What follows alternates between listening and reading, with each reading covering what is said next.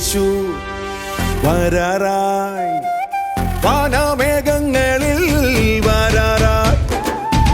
എൻ്റെ യേശു വരാറായി, വാനമേഘങ്ങളിൽ വരാറായി. മറ്റുള്ളവരെ പോലെ ദുഃഖിക്കയില്ല, മരണാനന്തര ജീവിതമെന്തെന്ന് ഞാൻ അറിയുന്നു. മറ്റുള്ളവരെ പോലെ ദുഃഖിക്കയില്ല, മരണാനന്തര ജീവിതമെന്തെന്ന് ഞാൻ അറിയുന്നു. കർത്താവിൻ പ്രത്യക്ഷതയിൽ ഉയർത്തെഴുന്നേൽക്കും, കർത്താവിൻ പ്രത്യക്ഷതയിൽ ഉയർത്തെഴുന്നേൽക്കും. ഉയർത്തെഴുന്നേൽക്കും, ഞാൻ ഉയർത്തെഴുന്നേൽക്കും. കാഹളധ്വനിയെങ്കിൽ ഞാൻ ഉയർത്തെഴുന്നേൽക്കും. ഉയർത്തെഴുന്നേൽക്കും, ഞാൻ ഉയർത്തെഴുന്നേൽക്കും. കാഹളധ്വനിയെങ്കിൽ ഞാൻ ഉയർത്തെഴുന്നേൽക്കും. എൻ്റെ യേശു വരാറായി, വാനമേഘങ്ങളിൽ വരാറായി. എൻ്റെ യേശു വരാറായി, വാനമേഘങ്ങളിൽ വരാറായി. ടി വി പ്രേക്ഷക സംഗമം കട്ടപ്പനയിൽ മെയ് 15 രാവിലെ 10:30 മുതൽ. സ്ഥലം Kattappana municipal town hall, Aishwarya തിയേറ്ററിന് സമീപം. ടി വി പ്രേക്ഷക സംഗമം തൃശൂരിൽ മെയ് 16 രാവിലെ 10:30 മുതൽ. സ്ഥലം community hall, Nehru Nagar, Kuriachira, Thrissur. T V പ്രേക്ഷക സംഗമം കോട്ടയത്ത് മെയ് 22 രാവിലെ 10:30 മുതൽ. സ്ഥലം Mammen Mappila hall, Kottayam. T V പ്രേക്ഷക സംഗമം പാലക്കാട് മെയ് 23 രാവിലെ 10:30 മുതൽ. സ്ഥലം മോത്തി മഹൽ കല്യാണ മണ്ഡപം, KSRTC ബസ് സ്റ്റാൻഡിനു സമീപം, നൂറണി. ടി വി പ്രേക്ഷക സംഗമം കാട്ടാക്കട മെയ് 29 രാവിലെ 10:30 മുതൽ. സ്ഥലം ദേവി ഓഡിറ്റോറിയം, കാട്ടാക്കട. കർത്താവിൻ്റെ വന്യനാമം മഹത്വപ്പെടുമാറാകട്ടെ. അനുഗ്രഹിക്കപ്പെട്ട ആ ഒരു സന്ദേശവുമായി ഇന്ന് നിങ്ങളുടെ മുൻപിലായിരിക്കുവാൻ കർത്താവിനെ സഹായിച്ചതോർത്ത് ഞാൻ ദൈവത്തെ സ്തുതിക്കുകയാണ്. ഇന്ന് നമ്മൾ കേൾക്കാൻ പോകുന്നത് ദൈവം ക്രിസ്തുവേശുവിലൂടെ നമ്മളോട് സംസാരിക്കുന്ന അനുഭവത്തെക്കുറിച്ചാണ് നമ്മൾ ഇന്ന് കേൾക്കാൻ പോകുന്നത്. യേശുവിനെ സ്വീകരിക്കുകയും യേശുവിനിൽ വിശ്വസിക്കുകയും ചെയ്യുന്ന ഒരു വ്യക്തിയാണ്, അല്ലെങ്കിൽ വിശ്വസിക്കുകയും സ്വീകരിക്കുകയും ചെയ്യുമ്പോഴാണ് ഒരു ക്രിസ്തീയ ലൈഫ് ആരംഭിക്കുന്നത്. ആരാണോ യേശുവിൽ വിശ്വസിക്കുന്നത്, ആരാണോ യേശുവിനെ സ്വീകരിക്കുന്നത്, ആ വ്യക്തി ആ നിമിഷം മുതൽ ഒരു ക്രിസ്തീയ ലൈഫിലേക്ക് വരികയാണ്. തനിക്ക് രക്ഷപ്പെടാൻ കഴിയാത്ത ചില സാഹചര്യങ്ങളുണ്ട്, അല്ലെങ്കിൽ എനിക്ക് യേശുവിനെ കൂടാതെ കഴിയുന്നില്ല എന്ന് പറയുന്ന ഒരു വ്യക്തി, എനിക്കൊരു രക്ഷകനെ വേണം എന്ന് പറയുന്ന ഒരു വ്യക്തി യേശുവിനെ സ്വീകരിക്കുകയും അവനോടൊപ്പം ചലിക്കാൻ തുടങ്ങുകയും ചെയ്യുമ്പോൾ ഒരു ക്രിസ്തീയ ജീവിതം അപ്പോൾ ആരംഭിക്കുകയാണ്. നമ്മളെല്ലാവരും ഒരിക്കൽ യേശുവിനെ അങ്ങനെ സ്വീകരിച്ചവരാണ്. അല്ല, എന്നെ കേൾക്കുന്ന ആരെങ്കിലും ഇതുവരെ അങ്ങനെ ഒരു അനുഭവത്തിലായിരുന്നിട്ടില്ല എങ്കിൽ ഇന്നത്തെ മെസ്സേജ് നിങ്ങളെ സഹായിക്കട്ടെ. ഇന്നത്തെ മെസ്സേജിലൂടെ കർത്താവ് നിങ്ങളോട് സംസാരിക്കട്ടെ. നമുക്ക് മെസ്സേജിലേക്ക് പോകാം.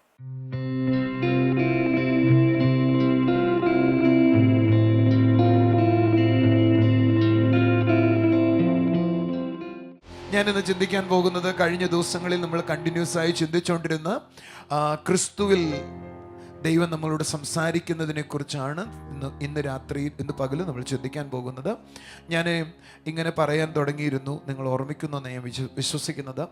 രക്ഷ അല്ലെങ്കിൽ രക്ഷിക്കപ്പെടുക, വാസ്തവത്തിൽ രക്ഷിക്കപ്പെടുന്ന ഒരാളുടെ ഉള്ളിലുണ്ടായിരിക്കേണ്ട ആഴമേറിയ ബോധ്യങ്ങളെക്കുറിച്ചാണ്, അല്ലെങ്കിൽ ശരിയായ ചിത്രത്തെക്കുറിച്ചാണ് നമ്മൾ പങ്കുവെച്ചുകൊണ്ടിരുന്നത്. നമുക്ക് പലർക്കും അറിയാവുന്നൊരു വാക്യമാണ് യോഹന്നാന്റെ സുവിശേഷം 1:12 അവിടെ എഴുതിയിരിക്കുക, അവനെ കൈക്കൊണ്ട്, എല്ലാവരും ഒന്ന് പറയാവോ, അവനെ കൈക്കൊണ്ട് അവന്റെ നാമത്തിൽ വിശ്വസിക്കുന്ന. അവിടെ മനോഹരമായൊരു വാചകം എഴുതിയിരിക്കുന്നത്, അവനെ കൈക്കൊള്ളുക, അവനെ റിസീവ് ചെയ്യുക.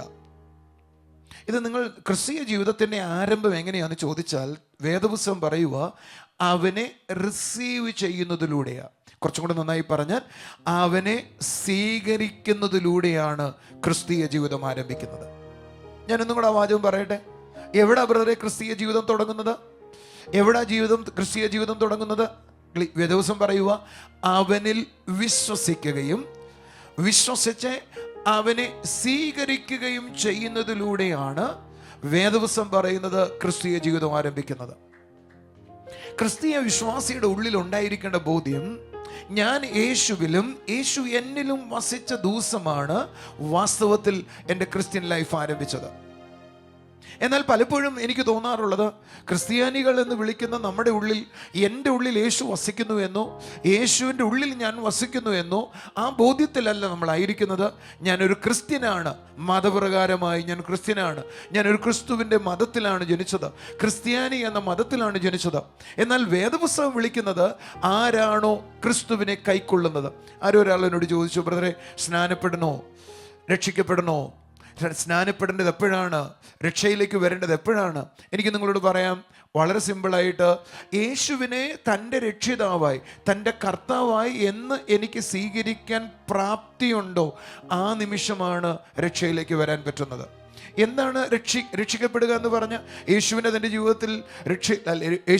ജീവിതത്തിൽ രക്ഷകനായി സ്വീകരിക്കാൻ പ്രാപ്തിയാകുക എന്ന് പറഞ്ഞാൽ, ഒന്ന് ശ്രദ്ധിച്ചാട്ടെ. ഞാൻ കഴിഞ്ഞ ദിവസം എൻ്റെ ചർച്ചിൽ വന്ന് സ്നാനപ്പെടാൻ വന്ന ഏകദേശം 100ഓളം പേരിയ്ക്കുകയാണ്. അതിൽ സ്നാനത്തിൻ്റെ ക്ലാസ് കഴിഞ്ഞു. ഞാൻ ആ സ്നാനത്തിൻ്റെ ക്ലാസ് കഴിഞ്ഞിട്ട് അല്പനേരം കൂടെ സ്നാനത്തിൻ്റെ ക്ലാസ് എടുക്കുവാനായി ചെന്നു. എനിക്ക് മുമ്പ് എൻ്റെ മുമ്പിൽ ഉണ്ടായിരുന്ന പാസ്റ്റേഴ്സ് അത് ആൾറെഡി ചെയ്തിരുന്നു. ഞാൻ എൻ്റെ ഇടയിൽ 2-3 കാര്യങ്ങൾ ചോദിച്ചു. ആരാണ് സ്നാനപ്പെടേണ്ടയാൾ, എങ്ങനെയാണ് സ്നാനപ്പെടേണ്ടയാൾ? കുറച്ചു നേരം സംസാരിച്ചപ്പോൾ എൻ്റെ ഇടയിലിരിക്കുന്ന ഒരു 12 വയസ്സുകാരൻ എൻ്റെ ഹൃദയത്തിൽ എന്തോ ഒരു അസ്വസ്ഥത തോന്നിയിട്ട് അവനെ ഞാൻ വിളിച്ചെഴുന്നേൽപ്പിച്ചു. ഞാനവനോട് ചോദിച്ചു, മോൻ എന്ത് ചെയ്യാൻ പോവുക? സ്നാനപ്പെടാൻ പോകുക. അവൻ്റെ അമ്മ പറഞ്ഞു, അവൻ സ്നാനപ്പെടുന്നത് വളരെ ആഗ്രഹത്തോടു കൂടിയാണ് ഇരിക്കുന്നത്. ഞാനും അവൻ്റെ അടുക്കൽ വിരിച്ച് ഒരു 10 മിനിറ്റോളം അവനോട് പേഴ്സണലി സംസാരിച്ചു. 100 പേരുടെ ഇടയിൽ ഒരാളും കൂടെ കൂടിയാൽ 101 എന്ന് പറയുന്നതാണ് സന്തോഷം. പക്ഷേ ഞാൻ അവനോട് സംസാരിക്കും, എനിക്ക് മനസ്സിലായി അവന് ചില കാര്യങ്ങളിൽ വകതിരിവായിട്ടില്ല. എന്താണ് ശരിയെന്നോ എന്താണോ തെറ്റെന്നോ ശരിയായ ബോധ്യത്തിലല്ല ഉള്ളത്. അവനൊരു ചെല്ലപ്പിള്ളയായിട്ട് വളർന്നതാണ്. ഒരു വീട്ടിനകത്ത് വളരെ ആരോമലായി വളർന്ന കുട്ടിയാണ്. ഞാൻ അവനോട് സംസാരിക്കുമ്പോൾ എനിക്ക് മനസ്സിലായി അവന് തെറ്റും ശരിയെക്കുറിച്ചൊരു വ്യക്തതയില്ല. ഒരു മോനേ ഉള്ളൂ. ആ ഒരു മോനായതുകൊണ്ട് കുറച്ച് ലാളനത്തിൽ വളർന്നു എന്നാണ്. ഞാൻ അവനോട് പറഞ്ഞു, മോനെ, അടുത്ത പ്രാവശ്യം നമുക്ക് സ്നാനപ്പെടാം. അവനിരുന്ന് കരയാൻ തുടങ്ങി. എനിക്ക് സ്നാനപ്പെട്ടേ ഉള്ളൂ. അവൻ്റെ അമ്മ പറഞ്ഞു, അവനെ സ്നാനപ്പെടുത്തു ബ്രദറെ. ഞാൻ ചോദിച്ചു, എന്താണ് സ്നാനപ്പെടുത്തേണ്ടത്? ഞാൻ അവനോട് പറഞ്ഞു, രക്ഷയെക്കുറിച്ച് അറിയാവോ? ഇനി ഞാൻ ഈ തെറ്റിൽ ജീവിക്കാൻ ആഗ്രഹിക്കുന്നില്ല. ഞാൻ ഇനി മുതൽ യേശു എന്നെ രക്ഷിക്കുന്നു എന്ന വിശ്വാസത്തിൽ ജീവിക്കും. കുറച്ചും കൂടെ നന്നായി പറഞ്ഞാൽ, എനിക്ക് ചിലത് സ്വയം ചെയ്യാൻ കഴിയുന്നില്ല. ഞാൻ ചിലയിടത്ത് പരാജയപ്പെട്ടു പോകുന്നു, ഞാൻ ചിലയിടത്ത് തോറ്റുപോകുന്നു, എനിക്ക് ചിലത് ജയിക്കാൻ പറ്റുന്നില്ല, എനിക്കൊരു രക്ഷകനെ ആവശ്യമുണ്ട് എന്ന് ഒരാളുടെ ഉള്ളിൽ മനസ്സിലാകുമ്പോഴാണ് അയാൾ രക്ഷിക്കപ്പെടേണ്ടത്. ഒരു നല്ല ആമേൻ പറഞ്ഞാട്ടെ, ശബ്ദം ഉയർത്തി ഹല്ലേലൂയ പറഞ്ഞാട്ടെ. ഒന്നും കൂടെ ഞാൻ പറയാം. ഒരാളുടെ അകത്ത് എനിക്കൊരാളുടെ സഹായം ആവശ്യമാണ്, എനിക്ക് ചിലത് സ്വയം ചെയ്യാൻ പറ്റുന്നില്ല, എൻ്റെ ജീവിതത്തിൽ ചില കാര്യങ്ങൾ എനിക്ക് സ്വയം മാറാൻ പറ്റുന്നില്ല എന്ന് ഒരാളുടെ ഉള്ളിൽ വ്യക്തമായ ബോധ്യമുണ്ടാകുമ്പോൾ അവിടെയാണ് രക്ഷകന്റെ പ്രസക്തിയുള്ളത്. എൻ്റെ കൂടെ ഉണ്ടെങ്കിൽ ഹല്ലേലൂയ പറഞ്ഞാട്ടെ. മതത്തിൽ ചേരാൻ നമുക്ക് എളുപ്പമാണ്, പക്ഷേ രക്ഷകന്റെ പ്രസക്തി ഒരാളുടെ അകത്ത് എനിക്ക് മനസ്സിലാകണം. എനിക്ക് ചിലത് ചെയ്യാൻ പറ്റുന്നില്ല, എനിക്ക് മുന്നോട്ട് പോകണമെങ്കിൽ ഒരാളുടെ സഹായം വേണം. അതിനെ സഹായകനാകുന്ന ഒരുവന്റെ മുഖത്തേക്ക് നോക്കുന്ന ദിവസമാണ് രക്ഷ എന്ന് പറയുന്നത്. അതുകൊണ്ട് ആരെങ്കിലും അവനെ കൈക്കൊണ്ടാൽ, അവനെ കൈക്കൊള്ളുക. ഒന്ന് ഉറക്കെ പറഞ്ഞേ, എങ്ങനെ കൈക്കൊള്ളണം? രക്ഷകനായി കൈക്കൊള്ളണം. ഒരു ഹല്ലേലൂയ പറഞ്ഞാട്ടെ. എങ്ങനെ കൈക്കൊള്ളണം? എന്റെ രക്ഷകനായി കൈക്കൊള്ളണം. അവന്റെ നാമത്തിൽ വിശ്വസിക്കുക എന്ന് പറഞ്ഞാലോ, ഒന്ന് ശ്രദ്ധിച്ചേ, അവന്റെ നാമത്തിൽ വിശ്വസിക്കുക എന്ന് പറഞ്ഞാൽ കുറച്ചും കൂടെ വലിയ കാര്യമാണ്. കാരണം യേശു മരിച്ചിട്ട് ഉയർത്തെഴുന്നേറ്റു എന്ന് പറഞ്ഞാൽ ഈ ലോകത്തിലെ ശക്തികൾക്ക് അവനെ പിടിച്ചു വെക്കാൻ കഴിഞ്ഞില്ല. മരണപാശങ്ങളെ അവൻ തകർത്തു, പാതാള ഗോപുരങ്ങളെ അവൻ തകർത്തു, ഈ ലോകത്തിലെ ശക്തികളെ അവൻ ഇല്ലാതാക്കി, അതിന്റെ മേൽ ജയാളിയായി. ആമേൻ എന്ന് പറഞ്ഞാൽ യേശു ജയിച്ചവനാകൊണ്ട് ആ ജയം എനിക്കും അനുഭവിക്കാം. യേശു നിത്യതയിൽ കടന്നവനാകൊണ്ട് എനിക്കും ആ നിത്യതയിൽ പ്രവേശിക്കാം. യേശു പാപത്തെ ജയിച്ചതുകൊണ്ട് എനിക്കും അതിനെ ജയിക്കാൻ പറ്റും. എൻ്റെ കൂടെ ഉണ്ടെങ്കിൽ ഹല്ലേലൂയ പറഞ്ഞാട്ടെ. അതുകൊണ്ടാണ് ഞാൻ എന്ത് വിശ്വസിക്കേണ്ടത്? വേദപുസ്തകത്തിന്റെ ഭാഷയിൽ പറഞ്ഞാൽ യേശു മരിച്ചിട്ട് ഉയർത്തെഴുന്നേറ്റു എന്ന് വിശ്വസിക്കേണ്ടത്. എന്ന് പറഞ്ഞാൽ ഒരാൾ രക്ഷകനാകുന്ന യേശുവിനെ കൈക്കൊള്ളുന്ന ദിവസമാണ് അയാൾ രക്ഷയിലേക്ക് വരുന്നത്. ഒരു ഹല്ലേലൂയ പറഞ്ഞാട്ടെ. ഞാൻ എൻ്റെ ഇടയിൽ 1-2 പേരുടെ ദൂത് പറയട്ടെ. നിങ്ങൾ ആരെങ്കിലും പറയുന്നു, ബ്രദറെ എനിക്ക് ചിലത് രക്ഷപ്പെടാൻ പറ്റുന്നില്ല, എനിക്ക് നിങ്ങളോട് പറയാനുള്ളത്, രക്ഷപ്പെടുത്തുവാൻ ഒരുവന് കഴിയും. ഒന്ന് എഴുന്നേറ്റ് ഒന്നൊരു കൈയടി കൊടുക്കാവോ? കർത്താവിനൊരു നല്ല ആമീൻ പറയാവോ? നിങ്ങൾക്ക് ആർക്കെങ്കിലും രക്ഷപ്പെടാൻ പറ്റുന്നില്ലേ? ഞാൻ ചോദിക്കുന്നത്, നിങ്ങൾ പറയും, എൻ്റെ ഇമോഷനായ കാര്യങ്ങളിൽ നിന്ന് എനിക്ക് രക്ഷപ്പെടാൻ പറ്റുന്നില്ല. യേശുവിനെ രക്ഷപ്പെടുത്താൻ പറ്റും. ആമേൻ. ഒരു സ്ത്രീയോട് കർത്താവ് പറഞ്ഞത്, മേലിൽ ഇവരാരും സ്ത്രീയെ നിന്നെ കുറ്റം വിധിച്ചില്ലേ, എങ്കിലും ഞാനും നിന്നെ കുറ്റം വിധിക്കുന്നില്ല, മേലിൽ പാപം ചെയ്യരുത്. വേദപുസ്തകം പറയുന്നത്, ആ നിമിഷം അവളിൽ നിന്ന് 7 ഭൂതങ്ങൾ പുറത്തായി. എന്റെ കൂടെ ഉണ്ടെങ്കിൽ ഹല്ലേലൂയ പറയാവോ? പിന്നീട് അവൾ വ്യഭിചാരത്തിൽ ജീവിച്ചില്ല, അവൾ പാപത്തിൽ ജീവിച്ചില്ല, അവൾ യേശുവിനെ പിൻപറ്റാൻ തുടങ്ങി. എന്റെ കൂടെ ഉണ്ടെങ്കിൽ കൈ അടിച്ചൊരു ആമേൻ പറഞ്ഞാട്ടെ. ശബ്ദം ഉയർത്തി ഹല്ലേലൂയ പറഞ്ഞാട്ടെ. പാപത്തിൽ നിന്ന് രക്ഷപ്പെടാൻ പറ്റുന്നില്ലേ? അവന് നിന്നെ രക്ഷിക്കാൻ പറ്റും. കടഭാരത്തിൽ നിന്ന് രക്ഷിക്കപ്പെടാൻ പറ്റുന്നില്ലേ? എനിക്ക് നിന്നോട് പറയാനുള്ളത്, നീ 0 ആയിരിക്കുന്ന സ്ഥലത്ത് നിന്ന് നിന്റെ പട്ടിണി കഴിയുന്ന വിധത്തിലും നിന്റെ കുടുംബം അനുഗ്രഹിക്കപ്പെടുന്ന വിധത്തിലും ദൈവത്തിന് നിന്നെ ഉയർത്താനായി പറ്റും. അവിടെ നിന്നെ രക്ഷപ്പെടുത്താൻ പറ്റും. ഹല്ലേലൂയ. നോക്കിയേ, കനാവിലെ കല്യാണത്തിന് കുറവുള്ളവരായിട്ടാണോ ഇരിക്കുന്നത്? യേശുവിന് നിന്നെ രക്ഷിക്കാനായി പറ്റും. എന്റെ കൂടെ ഉണ്ടോ? ഒരു ഹല്ലേലൂയ പറയാവോ? ഒന്ന് ഞാൻ പറഞ്ഞു, നിന്റെ ഇമോഷനിൽ നിന്നെ രക്ഷിക്കാനായി പറ്റും, നിന്റെ കടഭാരത്തിൽ നിന്നെ രക്ഷിക്കാനായി പറ്റും, നിന്റെ കുറവുകളിൽ എനിക്ക് ഇന്നതും കൂടെ ഉണ്ടായാലേ മുന്നോട്ട് പോകാൻ പറ്റത്തുള്ളൂ, അല്ലെങ്കിൽ തലകുനിയേണ്ടി വരും, അവിടെ നിന്നെ രക്ഷിക്കാനായി പറ്റും. എന്റെ കൂടെ ഉണ്ടോ? നീ മരണത്തിന്റെ വക്കിലാണോ? അവിടെ നിന്നെ രക്ഷിക്കാൻ പറ്റും. നീ രോഗിയായിരിക്കുകയാണോ? അവിടെ നിന്നെ രക്ഷിക്കാൻ പറ്റും. നിന്റെ വീട്ടിലൊരു തർക്കമുണ്ടോ? അവിടെ രക്ഷിക്കാൻ പറ്റും. എന്റെ യേശുവിനെ നിന്റെ ജീവിതത്തെ മുഴുവൻ രക്ഷിക്കാനായി പറ്റും. എന്റെ കൂടെ ഉണ്ടെങ്കിൽ ഒരു ഹല്ലേലൂയ പറയാവോ? ബ്രദറെ, അതിന് ഞാൻ എന്നാ വേണ്ടേ? ഒന്ന് പറയാവോ? യേശുവേ, ഞാൻ അങ്ങയെ എന്റെ രക്ഷകനായി സ്വീകരിക്കുന്നു. ഒരു ഹല്ലേലൂയ പറയാവോ? ഇന്നു മുതൽ നിന്റെ മുകളിൽ അവന്റെ കരുതൽ വെളിപ്പെടും. ഈ നിമിഷം മുതൽ നിന്റെ അകത്തവൻ വരാൻ തുടങ്ങും. ഈ നിമിഷം മുതൽ നിന്റെ സ്ഥിതികളെ അവൻ മാറ്റും. അപ്പോൾ രക്ഷിക്കപ്പെടുക എന്ന് പറയുന്നതിന്റെ വലിപ്പമുള്ള കാര്യമാണ് ഞാൻ പറഞ്ഞത്. എന്നാൽ ക്രിസ്തീയ ജീവിതം ആരംഭിക്കുന്നത് അവനെ കൈക്കൊള്ളുമ്പോഴാണ്. എല്ലാവരും ഒന്ന് പറഞ്ഞേ, അവനെ കൈക്കൊള്ളുമ്പോഴാണ്. യോഹന്നാൻ കുറച്ചും കൂടെ വ്യത്യാസമായിട്ട് ഇങ്ങനെ പറഞ്ഞു. യോഹന്നാന്റെ ലേഖനങ്ങൾ നമുക്ക് അതിന്റെ 1-ാം അധ്യായം 1 യോഹന്നാൻ 4-ാം അധ്യായം 15-ാമത്തെ വാക്യം വായിക്കാം. അവിടെ എഴുതിയിരിക്കുന്നത്, യേശു ദൈവപുത്രനെന്ന് സ്വീകരിക്കുന്നവനെന്ന. സ്വീകരിക്കുക എന്ന വാക്കിനെ പഠിച്ചു വായിച്ചാൽ നമുക്ക് മനസ്സിലാക്കാൻ പറ്റും. യേശു ദൈവപുത്രനെന്ന് ആരെങ്കിലും ഏറ്റുപറഞ്ഞാൽ, എല്ലാവരും പറഞ്ഞേ യേശു ദൈവപുത്രനെന്ന്. എല്ലാവരും ഉറക്കെ പറഞ്ഞേ യേശു ദൈവപുത്രനെന്ന്. അയ്യോ, നിങ്ങൾ ആരെങ്കിലും യേശു ദൈവപുത്രനെന്ന് സമ്മതിക്കുന്നവരാണോ? എന്റെ കൂടെ ഉണ്ടോ? ആ സമ്മതിക്കുന്ന നിമിഷത്തിൽ ഒരു കാര്യം നടക്കുമെന്ന്, യേശു എൻ്റെ ഉള്ളിൽ വസിക്കാൻ ഇടയാകുമെന്ന്. അടുത്ത വാക്ക് എഴുതിയിരിക്കുന്നത്, ദൈവത്തിന്റെ ഉള്ളിൽ നീ വസിക്കാൻ ഇടയാകുമെന്ന്. എന്നെ കാണുന്നവർ ഒരു മതത്തിന്റെ പ്രസംഗമായിട്ട് ഇത് കാണരുത്. ഒരു പാസ്റ്റർ പ്രസംഗിക്കുന്നു, അദ്ദേഹം ഏതോ കാര്യം ബൈബിളിലെ പറയുന്നു, അല്ലല്ല, ഇതൊരു യാഥാർത്ഥ്യം പറയുക. ആരെങ്കിലും യേശുവിനെ ദൈവപുത്രൻ അംഗീകരിച്ചാൽ ആ സെക്കൻഡിൽ ഒരു അത്ഭുതം നടക്കും. ആ അത്ഭുതം ഇതാണ്, യേശു അവന്റെ ഉള്ളിൽ വന്ന് വാസം ചെയ്യും. കുറച്ചും കൂടെ കയറി പറയാം, അവന്റെ ഉള്ളിൽ യേശു വാസം ചെയ്യുന്നത് പോലെ അവൻ യേശുവിന്റെ ഉള്ളിൽ വാസം ചെയ്യും. ഓ, ലവ് യു ജീസസ്. സഹോദരങ്ങളെ, ഈ ശരിയായ ബോധ്യം നിങ്ങളുടെ അകത്ത് വരാൻ തുടങ്ങിയാൽ നിങ്ങളുടെ ലൈഫിൽ ഇന്നായിരിക്കുന്ന സകലത്തിന്റെ മേലും വിജയം ഉണ്ടാകും. എന്റെ കൂടെ ഒന്ന് പറയാവോ? യേശു എൻ്റെ ഉള്ളിൽ, യേശു എൻ്റെ ഉള്ളിൽ, യേശു എൻ്റെ ഉള്ളിൽ. സഹോദരങ്ങളെ, യേശു എൻ്റെ ഉള്ളിലായിരിക്കുന്നത് കൊണ്ടാണ് അവന്റെ ശബ്ദം എനിക്ക് കേൾക്കാൻ പറ്റുന്നത്. യേശു എൻ്റെ ഉള്ളിലായിരിക്കുന്നത് കൊണ്ടാണ് അവനെ എന്നെ നടത്താൻ പറ്റുന്നത്. യേശു എൻ്റെ ഉള്ളിലായിരിക്കുന്നത് കൊണ്ടാണ് ഞാൻ വിശുദ്ധനായിരിക്കുന്നത്. യേശു എൻ്റെ ഉള്ളിലായിരിക്കുന്നതാണ് എനിക്ക് സക്സസ് എന്ന് പറയുന്നത്. യേശു എൻ്റെ ഉള്ളിലായിരിക്കുന്നത് കൊണ്ടാണ് ഞാൻ ജയാളിയായിരിക്കുന്നത്. യേശു എൻ്റെ ഉള്ളിലായിരിക്കുന്നത് കൊണ്ടാണ് ചിലതിനെ ഞാൻ മറികടക്കുന്നത്. യേശു എൻ്റെ ഉള്ളിലാണ് എന്ന ബോധ്യമാണ് ഒരു വ്യക്തിയുടെ അകത്ത് മാറ്റം വരുത്തുന്നത്. ഒന്ന് കൈയടിച്ചൊരു ആമേൻ പറ. യേശു എൻ്റെ ഉള്ളിൽ വസിക്കുന്നു. ആമേൻ. നമ്മൾ പാടിയ പാട്ടിന്റെ വരികളൊന്ന് പാടാവോ? തന്റെ ഉള്ളിൽ വസിച്ചിട്ട് അല്ലാതെ എനിക്കൊന്നും കഴിയില്ലല്ലോ, തന്റെ ഉള്ളിൽ വസിച്ചിട്ട് അല്ലാതെ എനിക്കൊന്നും കഴിയില്ലല്ലോ. ഒരിക്കൽ കൂടെ, തന്റെ ഉള്ളിൽ വസിച്ചിട്ട് അല്ലാതെ എനിക്കൊന്നും കഴിയില്ലല്ലോ. ഞാൻ ഈ വരി എഴുതുമ്പോ എൻ്റെ ഉള്ളിൽ വന്ന വികാരം പറയട്ടെ. അത് യോഹന്നാന്റെ സുവിശേഷം 15-ാം അധ്യായമാണ്. എന്നെ കൂടാതെ നിങ്ങൾക്കൊന്നും ചെയ്യാൻ കഴിയത്തില്ല. എന്റെ ഉള്ളിൽ വസിച്ചിട്ട് അല്ലാതെ എനിക്കൊന്നും ചെയ്യാനെന്ന് കഴിയില്ലല്ലോ. തന്റെ ഉള്ളിൽ വസിച്ചിട്ട് അല്ലാതെ എനിക്കൊന്നും ചെയ്യാനെന്ന് കഴിയില്ലല്ലോ. ഒന്നും കൂടെ പറ. തന്റെ ഉള്ളിൽ വസിച്ചിട്ട് അല്ലാതെ എനിക്കൊന്നും ചെയ്യുവാനെന്ന് കഴിയില്ലല്ലോ. അവനോട് ചേർന്നു നിന്നാ ഏറെ ഫലം കായ്ച്ചിടാം. അവനോട് ചേർന്നു നിന്നാ ഏറെ ഫലം കായ്ച്ചിടാം.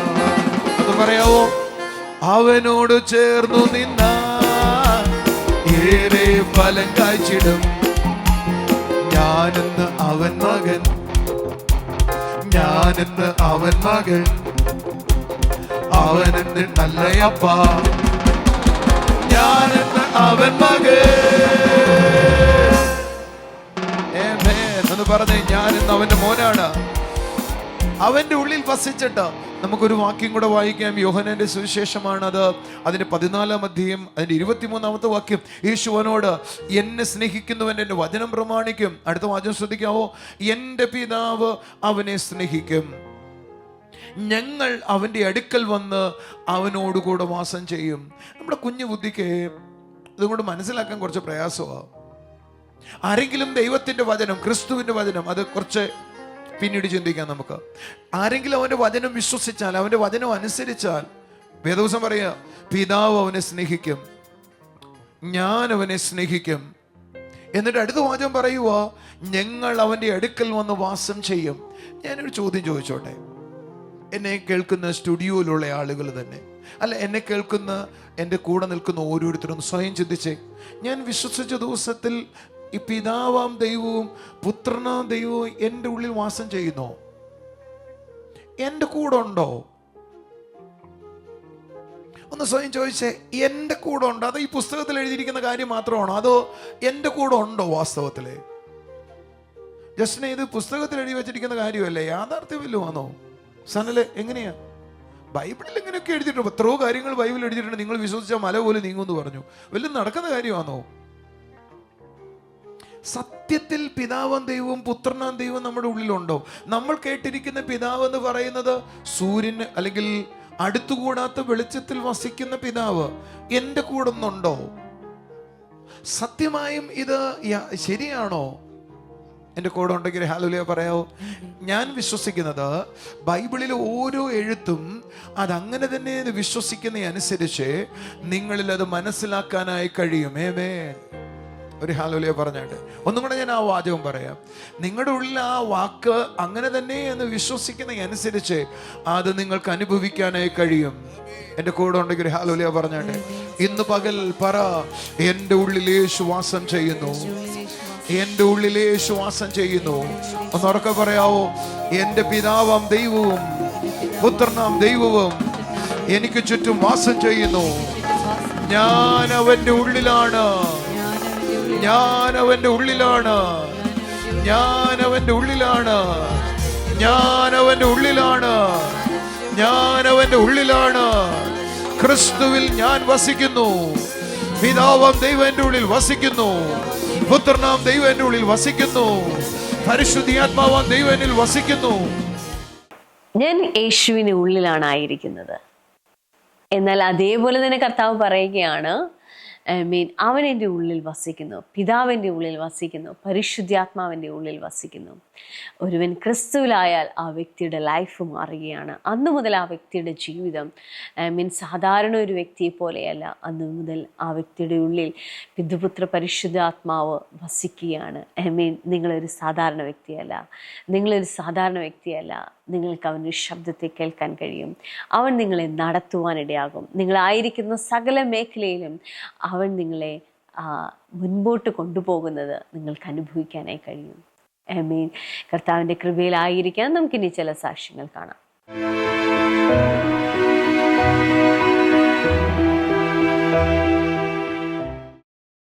സർജറി വേണമെന്ന് ഡോക്ടേഴ്സ് പറഞ്ഞെടുത്ത് എൻ്റെ കർത്താവ് ചെയ്ത വലിയൊരു അത്ഭുത സാക്ഷ്യമായിട്ടാണ് ഈ മകൾ നമ്മുടെ മുൻപിൽ ആയിരിക്കുന്നത്. ഈ മകളുടെ പേര് അശ്വതി. ഈ മകളുടെ അച്ഛന് ലഭിച്ച സാക്ഷ്യമാണ്. കഴിഞ്ഞ 4 വർഷത്തോളമായി BPH പ്രയാസം ഉണ്ടായിരുന്നു. BPH എന്ന് പറയുന്നത് പോസ്റ്റേറ്റ് ഗ്ലാൻഡിൽ ഉണ്ടാവുന്ന പ്രയാസം. ഓക്കെ, മെഡിസിൻ കണ്ടിന്യൂസ് കഴിക്കുന്നുണ്ടായിരുന്നു, എന്നാൽ യാതൊരു മാറ്റവും ഉണ്ടായിരുന്നില്ല. ഡോക്ടേഴ്സ് അതിനെ തുടർന്ന് സർജറി എമർജൻസി ആയിട്ട് വേണമെന്ന് പറഞ്ഞിട്ടുണ്ടായിരുന്നു. എന്നാൽ യൂട്യൂബിൽ പ്രാർത്ഥനാ വിഷയം ഇട്ടു, ബ്രദർ പ്രാർത്ഥിച്ചു. പിറ്റേ ദിവസം പോയി സ്കാൻ ചെയ്തപ്പോൾ എല്ലാ റിസൾട്ടും നോർമൽ ആണ്. ഒന്ന് കൈയടിച്ചു കർത്താവിനെ സ്തുതിക്കാം. മോളുടെ അപ്പനുണ്ടായ സൗഖ്യോ? കൈകളടിച്ച് കർത്താവിനെ സ്തുതിച്ചു. അതുപോലെ ഈ മകൾക്ക് കിട്ടിയ സാക്ഷ്യമുണ്ട്.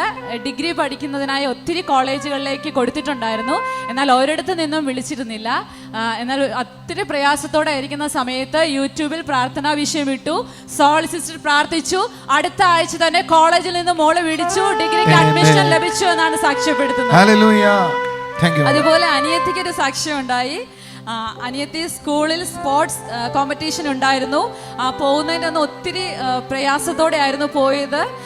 യൂട്യൂബിൽ പ്രാർത്ഥന വിഷയമായിട്ട് പ്രാർത്ഥിച്ചു. അതിന്റെ ഫലമായി റീജിയണൽ ലെവൽ ഫസ്റ്റ് റാങ്കോടുകൂടി പാസ്സായി എന്നാണ് സാക്ഷ്യപ്പെടുത്തുന്നത്.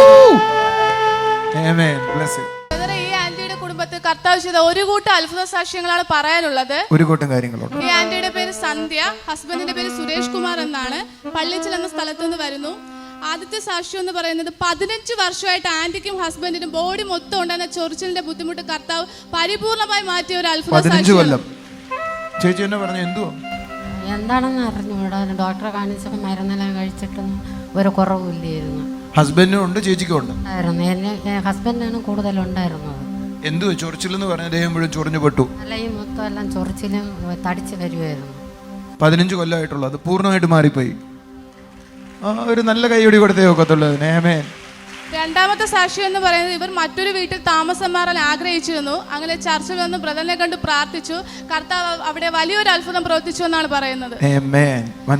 മൂന്നാമത്തെ സാക്ഷ്യം എന്ന് പറയുന്നത് ആന്റിക്ക് ഒരാഴ്ച മുമ്പേ ആന്റിയുടെ വാരിയെല്ലിന്റെ വലതു ഭാഗത്തായിട്ട് വലിയ പെയിൻ ആയിരുന്നു.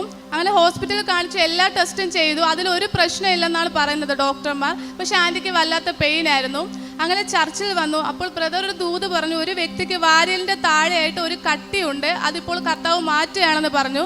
ആ സമയം ആന്റി ഫ്രണ്ടിൽ വന്നു, ബ്രദറിനെ കണ്ട് പ്രാർത്ഥിച്ചു. കർത്താവ് വലിയൊരു അത്ഭുതം ചെയ്തു എന്നാണ് ആന്റി പറയുന്നത്. അന്ന് എന്നോട് പറഞ്ഞു ചെറിയൊരു കട്ടി ഉണ്ടെന്നല്ലേ പറഞ്ഞേ? ഉണ്ടെന്നാണോ ഇല്ലെന്നാണ്? വാരിയലിന്റെ മേളിൽ ഒരു ചെറിയ കട്ടി ഉണ്ടായിരുന്നു, അത് പറഞ്ഞില്ല അവിടെ, അതുകൊണ്ട് ചോദിച്ചേ. അത് മാറി. കൈ അടിച്ച കർത്താവിനെ സ്തുതിച്ചേ. വലിയ സന്തോഷമുള്ള കാര്യമല്ലേ? ഒന്നുകൂടെ ചോണയായിട്ടൊരു കൈയടി കൊടുത്തേ കർത്താവിനെ. ആമേൻ. മിറക്കിൾ സൺഡേ തിരുവനന്തപുരത്ത് മെയ് 5 രാവിലെ 11 മുതൽ bishop Pereira hall, Nandavanam, Thiruvananthapuram. TV പ്രേക്ഷക സംഗമം കണ്ണൂർ മെയ് 8 രാവിലെ 10:30 മുതൽ. സ്ഥലം IMA hall, Thalap, Kannur. TV പ്രേക്ഷക സംഗമം എറണാകുളത്ത് മെയ് 9 രാവിലെ 10:30 മുതൽ. സ്ഥലം ടൗൺ ഹാൾ, നോർത്ത് റെയിൽവേ സ്റ്റേഷന് സമീപം, എറണാകുളം. അനുഗ്രഹിക്കപ്പെട്ട ദൈവിക അത്ഭുതങ്ങൾക്കായി നന്ദി പറയുന്നു. ഓരോ വ്യക്തിയും ക്രിസ്തുവിൽ നിന്ന് പുതിയ അനുഭവങ്ങളിലേക്ക്, പുതിയ ദൈവിക സന്ദർശനത്തിലൂടെ പോകുമ്പോൾ ജീവിക്കുന്നൊരു ദൈവത്തെ കൂടുതൽ അനുഭവിക്കാൻ കഴിയുകയാണ്. ഹല്ലേലൂയ. ക്രിസ്തുവിലാകാത്ത ഒരു വ്യക്തിയോട് ചോദിച്ചാൽ നമുക്ക് പറയാൻ കഴിയും, അവരെല്ലാവരും പറയും ഈ അത്ഭുതങ്ങൾ വെറും ഒരു തോന്നലാണ്. അല്ലെങ്കിൽ ചില ആളുകൾ പറയുന്ന വിഡ്ഢിതമായ വാക്കുകളാണ് ഈ അത്ഭുതം എന്ന് പറയും. എന്നാൽ അത്ഭുതം അനുഭവിച്ച ഒരു വ്യക്തിയോട് ചോദിച്ചാൽ കർത്താവ് എനിക്ക് വേണ്ടി ചെയ്തു എന്ന് പറയുന്നതിൽ അവർ വളരെ സന്തോഷത്തോടും ഉറപ്പുള്ളവരായിട്ടും അന്നു മുതൽ ഈ പറയുന്നതല്ല, എന്തോ ഒരു ശക്തിയുണ്ട്, ജീവിക്കുന്നൊരു ദൈവമുണ്ട് എന്ന് അവരെ ഉറപ്പിക്കുന്നതാണ് ഓരോ അത്ഭുതം എന്ന് പറയുന്നത്. ഇന്നത്തെ അത്ഭുതം നിങ്ങളുടെ ജീവിതത്തെയും മാറ്റട്ടെ. ഹല്ലേലൂയ. ഇതുവരെ അത്ഭുതം അനുഭവിച്ചിട്ടില്ലാത്ത ഒരാൾക്ക് ഇന്നു മുതൽ ദൈവത്തിൻ്റെ അത്ഭുതം അനുഭവിക്കാൻ തക്കോണം കർത്താവിൻ്റെ കൃപയിലേക്ക് അടുത്തു വരാം. ഹല്ലേലൂയ. എന്നെ കാണുന്ന ഓരോ കുടുംബങ്ങൾക്കും വേണ്ടി പ്രാർത്ഥിക്കുകയാണ്. നമുക്കൊരു നിമിഷം പ്രാർത്ഥിക്കാം. കർത്താവേ, നിൻ്റെ കൃപയിലേക്ക് ഞങ്ങൾ വരുന്നു. കർത്താവേ, അപ്പാ, നിൻ്റെ പ്രവൃത്തിക്കായി നന്ദി പറയുന്നു. Thank you Jesus. കർത്താവേ, ഞങ്ങളെ സ്നേഹിക്കുന്ന അവിടുത്തെ ആഴമുള്ള സ്നേഹത്തിനായി, അനുഭവത്തിനായി നന്ദി പറയുന്നു. കർത്താവെ, ഇതുവരെ കർത്താവിൽ നിന്നൊരു അനുഭവം ഉണ്ടായിട്ടില്ല എന്ന് പറഞ്ഞ് ആരെങ്കിലും ഞങ്ങളെ കാണുന്നുണ്ടെങ്കിൽ അവരുടെ ജീവിതത്തിൽ ഇന്നൊരു വ്യത്യസ്ത അനുഭവം ഉണ്ടാകണം, ഒരു സന്ദർശനം ഉണ്ടാകണം. എൻ്റെ ദൈവത്തിൻ്റെ പ്രവൃത്തിക്കായി നന്ദി പറയുന്നു. കർത്താവെ, ഈ മെസ്സേജ് കേട്ടവർ, ഈ പ്രോഗ്രാം കാണുന്ന കർത്താവെ, ഓരോ വ്യക്തികളുടെ ലൈഫിലും എൻ്റെ ദൈവമേ നിൻ്റെ കൃപ ചലിക്കണം അപ്പാ, നിൻ്റെ കൃപ ചലിക്കണം അപ്പാ. അവർ ജീവിക്കുന്ന രക്ഷകനെ തിരിച്ചറിയട്ടെ. Thank you Jesus. അവിടുത്തെ കൃപയ്ക്കായി സ്തോത്രമപ്പ, അവിടുത്തെ പ്രവൃത്തിക്കായി നന്ദി പറയുന്നു. അവിടുത്തെ കൃപയ്ക്കായി സ്തോത്രമപ്പ, അവിടുത്തെ പ്രവൃത്തിക്കായി നന്ദി പറയുന്നു. Thank you Jesus, thank you Jesus, thank you Jesus. കർത്താവെ, ഞങ്ങളെ കാണുന്ന ഒരു വ്യക്തി, ആ വ്യക്തിയുടെ കാൽമുട്ടിൽ പ്രയാസമായിട്ടാണ് ഇരിക്കുന്നത്. കാലിൽ ചെറുപ്പം മുതലേ മുട്ടിന് പ്രയാസമുണ്ട്. എന്നാൽ ഇപ്പോഴത് സഹിക്കാൻ കഴിയാത്ത വിധത്തിലായിരിക്കുക. എന്നാൽ ആ കാലിലോട്ട് കൈവച്ചാട്ടെ, കർത്താവ് നിങ്ങളെ സൗഖ്യമാക്കുകയാണ്. യേശുവിൻ്റെ നാമത്തിൽ പ്രാർത്ഥിക്കുന്ന കർത്താവെ, നിൻ്റെ കൃപയ്ക്കായി നന്ദി പറയുന്നു അപ്പാ. എപ്പോഴും ആ വേദനയില്ല, എന്നാൽ ഇടയ്ക്ക് ആ വേദന വരുമ്പോൾ അത് സഹിക്കാൻ കഴിയാത്ത വിധത്തിലാണ് ആ പ്രയാസം. ഹല്ലേലൂയ. കർത്താവെ, അതിപ്പോൾ മാറിപ്പോകട്ടെ അപ്പാ, അതിപ്പോൾ മാറിപ്പോകട്ടെ അപ്പാ. അവിടുത്തെ സൗഖ്യം ചലിക്കട്ടെ അപ്പാ, അവിടുത്തെ സൗഖ്യം ചലിക്കട്ടെ അപ്പാ. അവിടുന്ന് ചെയ്യുന്ന കൃപയ്ക്കായി നന്ദി പറയുന്നു. Thank you Jesus, thank you Jesus. അവിടുത്തെ കൃപയ്ക്കായി സ്തോത്രമപ്പാ. Hallelujah, hallelujah. കർത്താവെ, ഞങ്ങളെ കാണുന്ന ഓരോ കുടുംബങ്ങളെയും അവിടുത്തെ കരങ്ങളിൽ ഏൽപ്പിക്കുന്നു. സമാധാനമില്ലാത്ത കുടുംബങ്ങൾ സമാധാനത്തിലേക്കും സ്വസ്ഥതയിലേക്കും വരട്ടെ അപ്പാ. സ്വർഗീയ പിതാവേ, അവിടെ ഞങ്ങളുടെ പ്രാർത്ഥന കേട്ടതിനായി സ്തോത്രം. യേശുവിൻ്റെ നാമത്തിൽ തന്നെ ആമീൻ. കർത്താവിൻ്റെ കൃപയിലായിരിക്കാം. ആമീൻ. എല്ലാവിധമായ നന്മകൾ കൊണ്ടും കർത്താവ് നിറയ്ക്കട്ടെ. God bless you.